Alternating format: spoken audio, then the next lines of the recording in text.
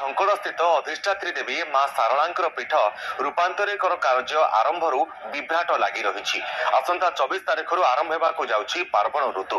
मूलाष्टमी ठारू महाष्टमी पर्यंत मां सारलांकर पीठ में पार्वण पूजा करा जिवो। एहा सहित मां को विभिन्न बेश मध्य करा जाय थाए। तेबे मंदिर बेढ़ा पाचेरी को भंगा जिवो और यात्रींकर सुरक्षा को नहीं एबे असंतोष प्रकाश पाइछि।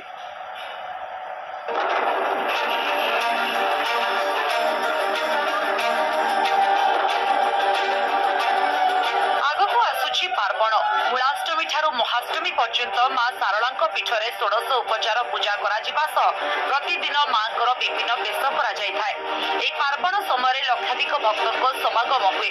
मां सारलांक पीठर सौंदर्यकरण 42 कोटी टंकार अनुदान मिलता बेले एपर्यंत कार्य संपूर्ण हो पारिनी। एबे मां को पाचेरी भंगा जिबा सहित मंदिर असुरक्षित हो पड़ी।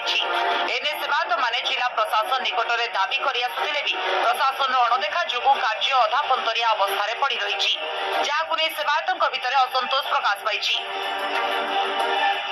प्रशासक कहले केही नांती केही किछि बुझुना आमको कहले जे गुमुटा सिंह द्वारा गुमुटाटा को आमे 15 फुट आगु को घुंचेइबु ता सामने रे थिबा दोळ मंडपटा को मध्ये सही अनुसार 15 फुट आगु को घुंचेइबु।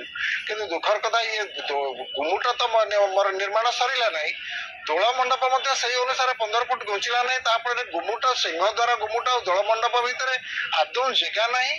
चारिकट रे पाचेरी भंगा हो जाइछि। गत थरक थरे चोरी होला परे मध्ये मंदिर प्रशासन चेतना पसी नाही। यथेष्ट परिमाण में सिक्यूरीटी गार्ड नाहांती। लक्ष लक्ष टंकार सुना लगे माँ गोटे तेणु पाचेरी चारिपट भंगा हो जाइए। तेणु असुरक्षित तेणु प्रशासनिक कौन टी शाला मंदिर प्रति दृष्टि देना। आम दाबी करूँ शाला मंदिर प्रति बर्तमान मुख्य शाला ठाकुर बाहर कालिका बाहर बर्तमान से चतुर्पार्श्व जगह ना दोलवेदीटा भंगा हवा कथा। कलेक्टर को आम पचारूँ, कलेक्टर कहते दोलवेदी बर्तमान भंगा हवा ना।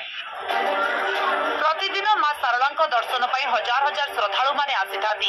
आगकू पार्वण आरंभ हेबाकू थिबा बेले जिला तथा जिला बाहर लक्षाधिक भक्तों भिड़ देखा मिलिबो। एही समय मां को पाचेरी भंगा जिबा, यात्री विश्रामागार नथिबा सह शौचालय भी निर्माण हो पारिनी, जहां नहीं दूर दूरांतरु आसुथिबा यात्री असंतोष प्रकाश करिसेंती। सेबडे पार्वण समय किपरि यात्रींकर कोनोसी असुविधा न हेबो सेतिपई जिला प्रशासन पक्षरु सीसीटीवी, पानीय जल, शौचालय आदि निर्माण करा जिबा सह मंदिर सुरक्षा प्रति स्वतंत्र दृष्टि दियाजिबो बोली उपजिल्लापाल कहछंती। मंदिर संपूर्ण एखिना जो बेढ़ा भांगी जाइछि संपूर्ण असुरक्षित माने कुकुर भितर पशि आसुछंती। जेकोसी प्रशासनिक दायित्व आकार देखुना प्रशासन मंदिर प्रशासन। तापर ये यात्री मैंने बसवाई कौन गोटे जगह निर्दिष्ट ना यही जगह यात्री मैंने बसवे माँ पूजा सरला कौन जगह ना बहुत अपरिष्कार जगह टे परिष्कार परिच्छन ना कौन सुविधा भी ना टॉयलेट सुविधा ना पानी सुविधा ना किसी सुविधा ना।